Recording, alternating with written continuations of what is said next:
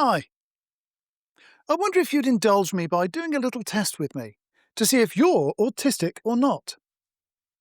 On a scale from 1 to 10, 1 being Nigel normal, right up to 10 being Olga outrageous, how inappropriate is my hairstyle?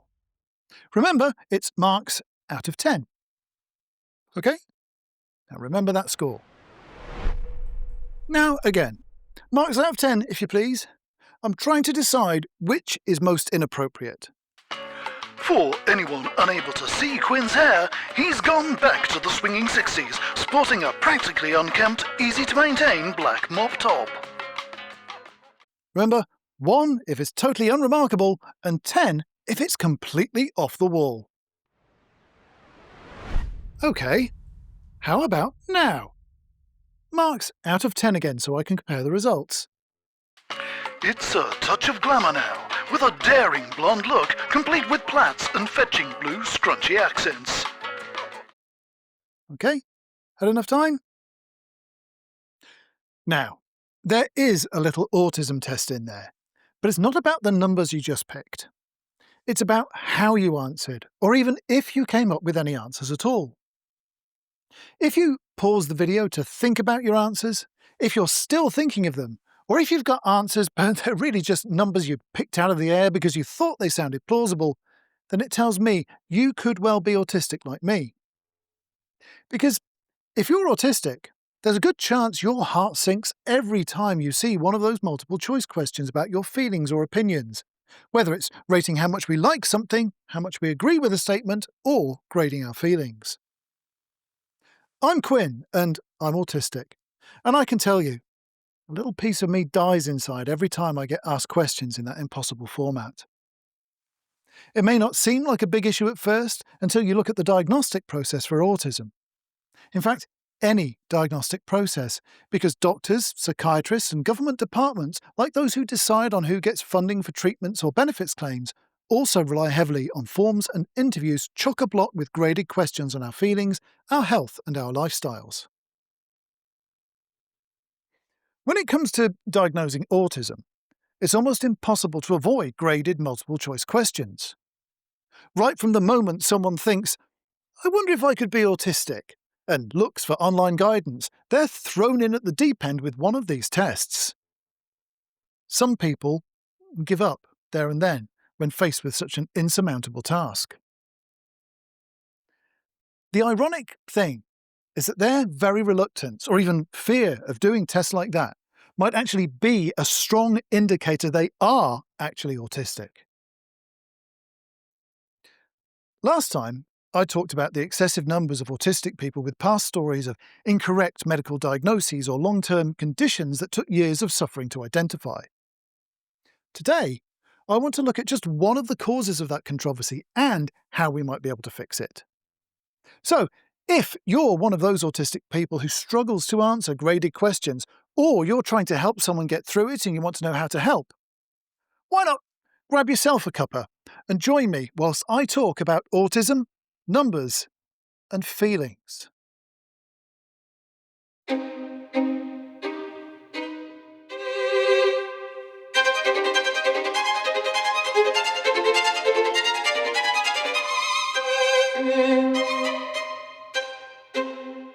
Most adults going through the autism diagnostic process get presented with lots of multiple-choice questionnaires in the same familiar format.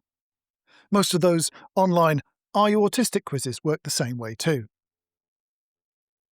Each question is presented as a statement, and the answer is a rating from strongly disagree through the don't knows right up to strongly agree. Now, there's lots of things people complain about when it comes to the autism diagnostic process, most often barriers to getting a diagnosis in the first place, like the cost or extremely long waiting lists. But nobody expects the process of getting diagnosed to be a barrier in itself. In fact, one of those questions from diagnostic questionnaires that regularly pops up has almost become a legend amongst autists for its awkwardness. How much do you agree or disagree with this statement? I would much rather go to a library than to a party. I've always known I have trouble answering questions like that. It's not just in medicine either. Every time I applied for a new job, my heart would sink when I got the inevitable psychometric tests, which were full of the same sort of rate your feelings type questions. Although I've taken an avid interest in all things related to autism ever since I was diagnosed myself 40 odd years ago, I'm still learning new things all the time. And this is one I didn't really fully grasp until this year. I knew this was an issue for a lot of autistic people, but I had no idea of the true scale of the problem. Back in March, I published the first 3 parts of an ongoing series on the Autistic Triad of Distinction. I guess you could call it the culmination of my life's work in trying to understand why life as an autist seems to be more difficult than it should be, and how I might make it easier. In the 3rd part, I described an exercise aimed at working out why we as individuals have stress events like meltdowns and shutdowns, so we can have greater control over them, and I suggested a scoring system along these very lines. Did I think everyone would find using the system I proposed easy? No, not for 1 minute. Did I expect dozens of you to comment about it or to send me DMs and emails full of details of how you get stuck with graded questions and the consequences of that? Well, no. I was caught off guard.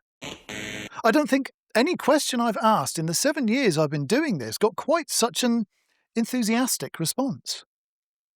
It's clearly much, much more than a just me thing, because it's shared by a lot of autistic folks. So my initial hypothesis, based mainly on my personal experience and that of a few friends, wasn't enough. I needed more to go on, and you certainly provided it. As far as I can tell, it's not just one thing that makes graded questions difficult for us, but there's one potential blockage we can eliminate immediately. It's not actually about the numbers.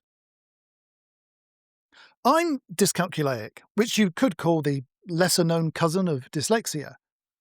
Just like dyslexia, the individual characteristics of our difficulties vary, but it boils down to having trouble with reading, writing, or understanding sequences of numbers or calculations. But graded questions ask for single numbers, not sequences of numbers or for doing sums. There's none of that to trip us up. As long as we can count, we have, in theory, all the skills necessary to pick a representative number. Plus, several of the folks who've already asked me to talk more about this are very good at mathematics themselves because it's their job, but they still struggle with graded questions like I do.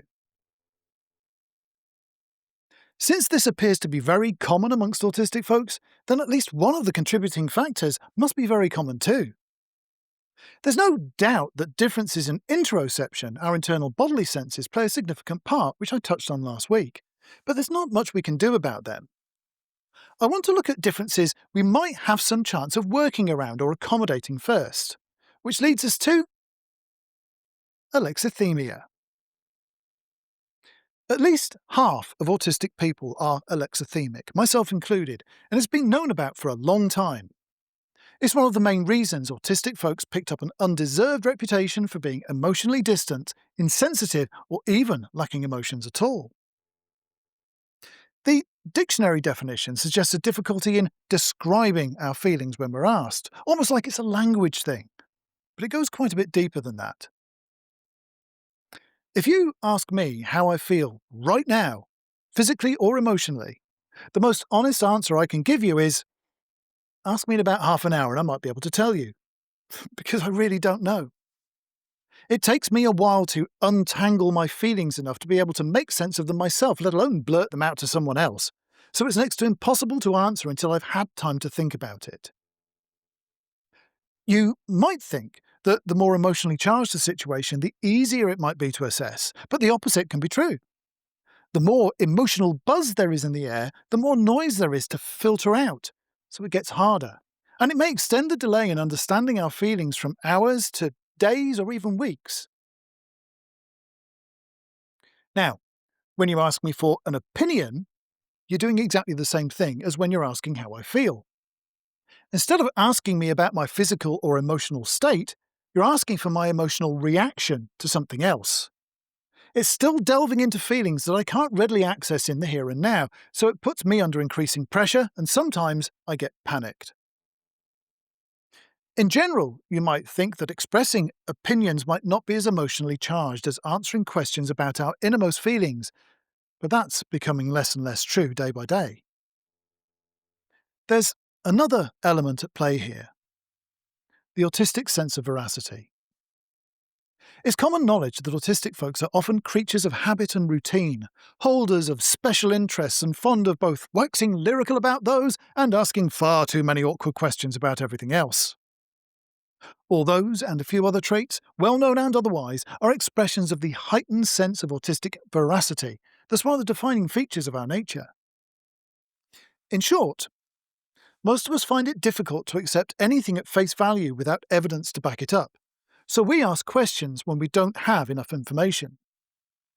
We're driven at a very deep level to be as objective as we can at all times and to avoid subjective judgments, yet all opinions are just that: subjective judgments about things we can't immediately verify or prove. You could describe what us autists do as overthinking things, but that's another subjective opinion. Just like it would be if I were to suggest that sometimes non-autistic folks might be prone to underthinking. We can be highly wary of making assumptions, which in turn makes it much harder to answer those multiple choice questions. If you pile that on top of alexithymia, of not being able to access our feelings to interrogate them for an answer in the first place, and you've got a combination that ties some autistic people up in knots their whole lives. So what's the solution? Well, before that, I have to do my least favourite bit of the video, and maybe yours too. But we both know I have to do it, so bite down on something and here we go. My work on autism and the videos I make about it are my only source of income. I don't have corporate sponsors and no university is funding me, so I rely on what I make by doing this to pay my rent and feed my family. So please stab away at those like, subscribe and notify buttons for me, please, and hype the video for all you're worth to goose the algorithm for me if you can. If you can afford it, I can accept one-off donations here as a super thanks or on Ko-fi, and there's a Patreon link down below with those for anyone who cares enough and has enough spare cash to make it an ongoing relationship.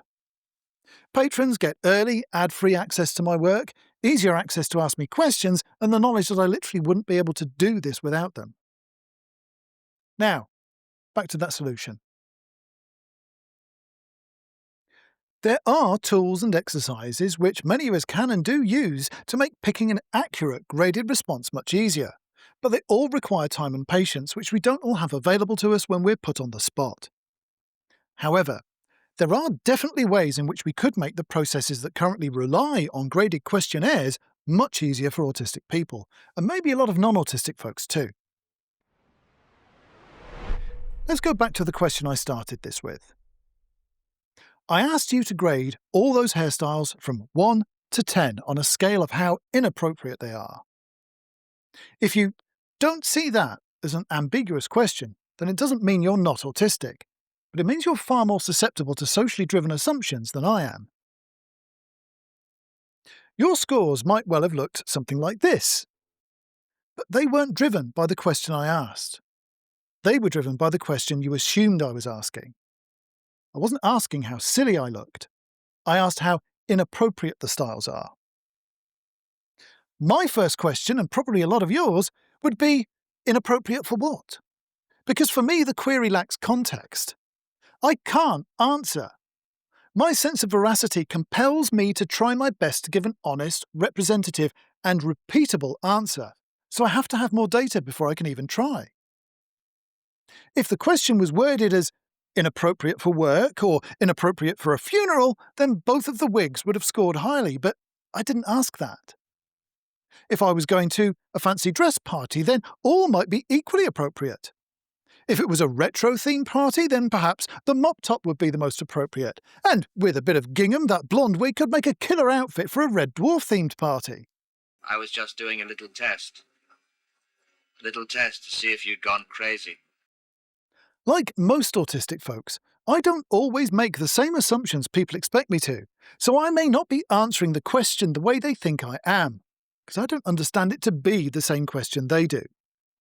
More often than not, I can see several different routes to multiple answers, and I freeze until I can work out which is the most likely combination to make the question just go away. But just wording the question with more context makes all the difference. Most non-autistic people make the assumption that by inappropriate, I mean daft or even shocking.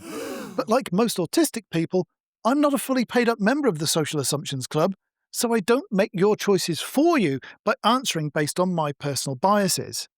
I ask you to elaborate.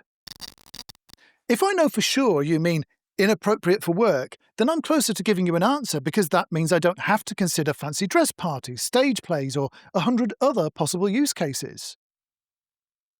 A huge part of the disconnect between autistic folks and the rest of the world is that most of us don't indulge in social assumptions at all, or if we do, we often make different assumptions because our brains and nervous systems have autistic priorities to consider too. Take that old chestnut about libraries and parties. We all know the answer the assessor is probably looking for is that we prefer the library, because that's the autistic stereotype. People expect that we'd rather be alone in a library than social at a party, so that's the answer we most often give. But that's not necessarily what we're thinking, even as we give them what they want. I love libraries, but sometimes I like stimulation too. So it depends on the day, on my spoons, and also what kind of party it is. Where's it being held? Who's going to be at the party? Will there be food, drinks, music, entertainment? How many people are invited? What kind of mood will I be on the day? Will my health be up to it? Do I have transport and someone to go with? If the question was adjusted only slightly, I'd have a better chance at answering because there'd be less possibilities. Would I rather be in a library or a works do? Well, the library every time. But what if the party is a close friend celebrating an anniversary or there's some special entertainment on? I might pick the party instead. So I have to put my need to be honest and accurate aside sometimes and either give them the answer they want or pick the most non-committal, middle-of-the-road answer. Either way, the question goes away. Asking less ambiguous questions can certainly help us get around the veracity issues, but what about alexithymia? I'd still have trouble picking a number to go with my answer, even if it was clearer. Say we go back to my hairstyle and ask the question some of you really answered. How many marks out of 10 would you give these hairstyles for being silly? I'd still have difficulty answering you because of the marks out of 10 bit. Whether something is deemed silly or not is as much a cultural question as it is a personal one, but it's much clearer than inappropriate because it doesn't need as much qualification to make proper sense. So, what's really being asked? If the question behind the questionnaire is really rank these hairstyles from sensible to silly, I think most people with a similar cultural background to me would find it easier. Whilst not everyone made the choice to be bald like me, it's not uncommon to see and it's natural looking, whilst the artificial blonde plaits look completely out of place on me. So why not ask that? Which of these three is the silliest?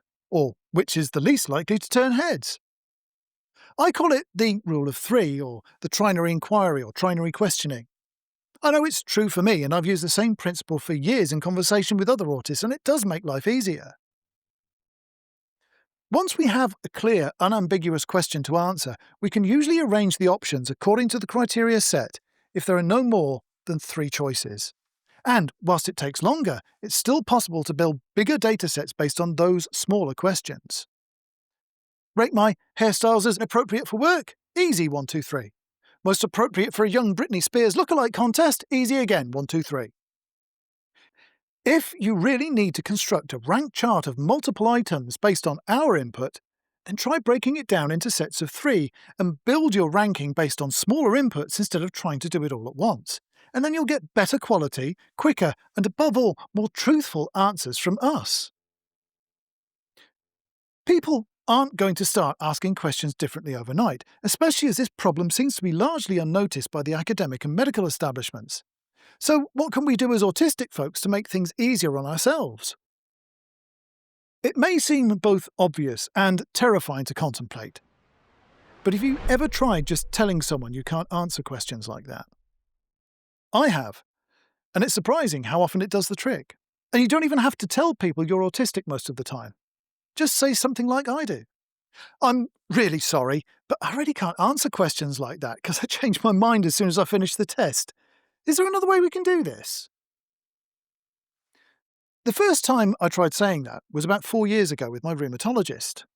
They do a graded questionnaire about my pain and response to medication every time I see them, at least 4 times a year. They understood completely and told me how many other patients have trouble with the questions too. So we found a compromise.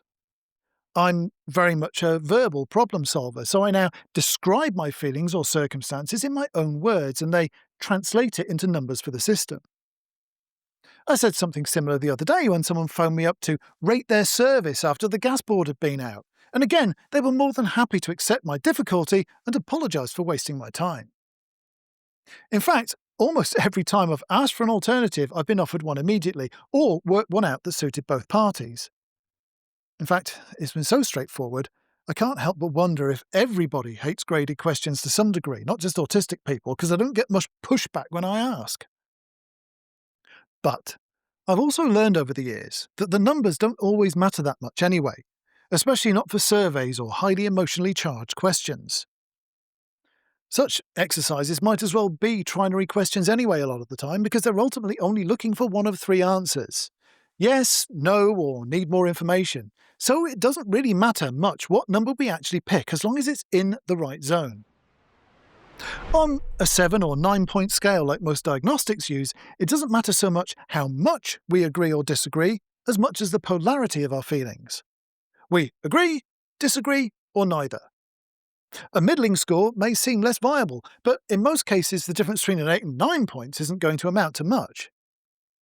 If the questioner hasn't already broken down the question into a trinary before it's asked, then apply that rule of 3 anyway, and pick numbers from within the appropriate 3 zones, without worrying too much about which ones you're picking.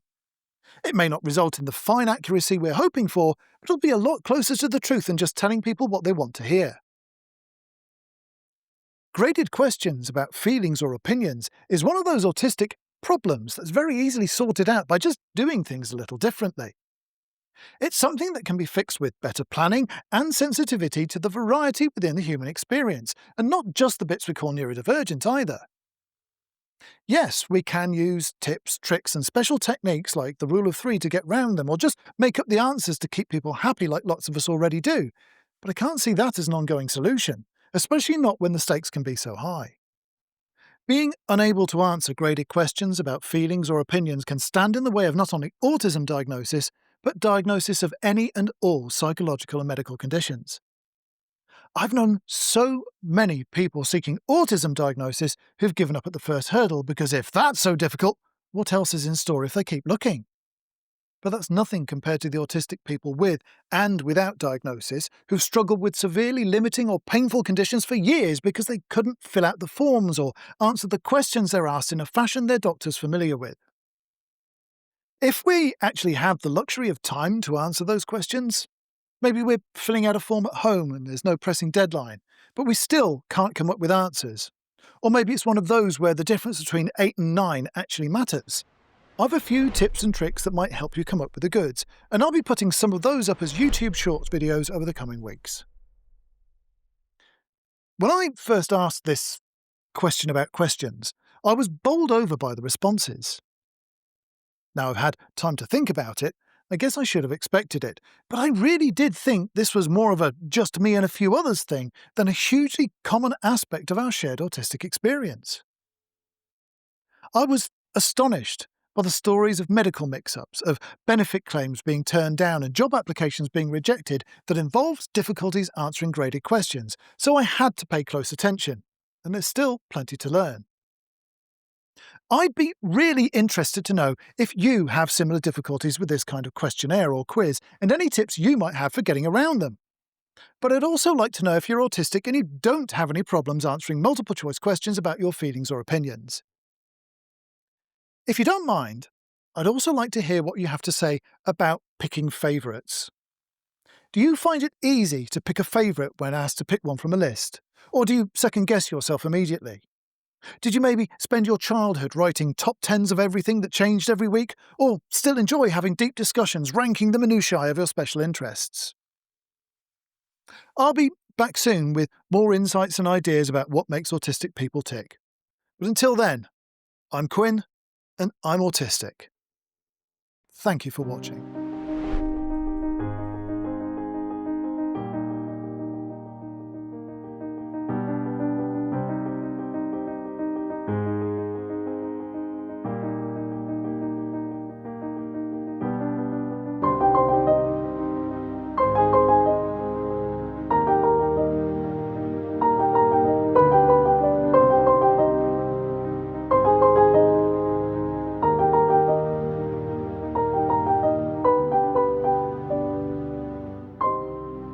Mr. Flibble says, "Game over, boys."